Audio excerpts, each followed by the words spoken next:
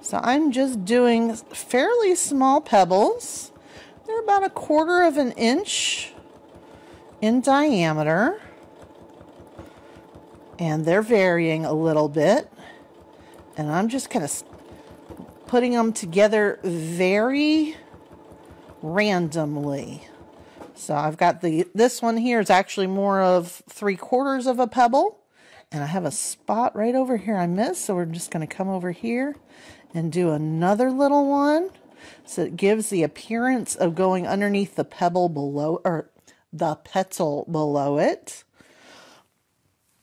Goodness. Petals, pebbles, petals, bobbins and bottom. Sometimes teaching free motion quilting can be quite a tongue twister. So doing a very, like half a pebble right here. And I'm going to do a full one.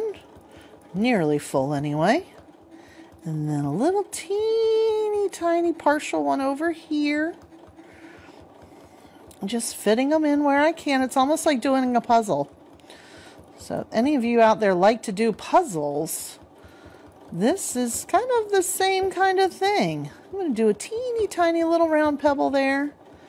They can have spaces between them. They're round, so there will be spaces. You don't have to get them too perfectly round. I mean, that's why they're called pebbles and not circles.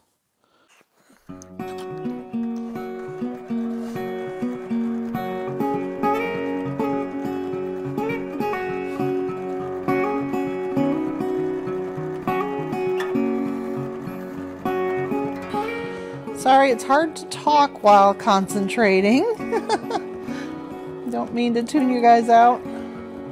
I want to make sure that they kind of vary. This one I want to do randomly. I don't want to do it all stacked like the other petal that I did was very stacked and organized. It wasn't perfectly organized, but definitely a little bit different.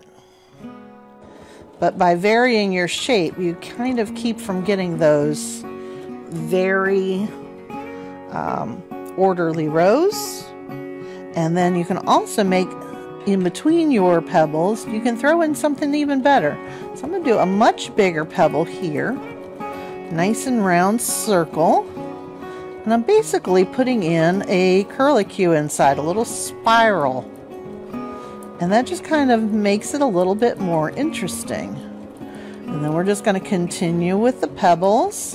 I probably have enough room in this one petal to do, maybe 3 or 4 more of that spiral shape.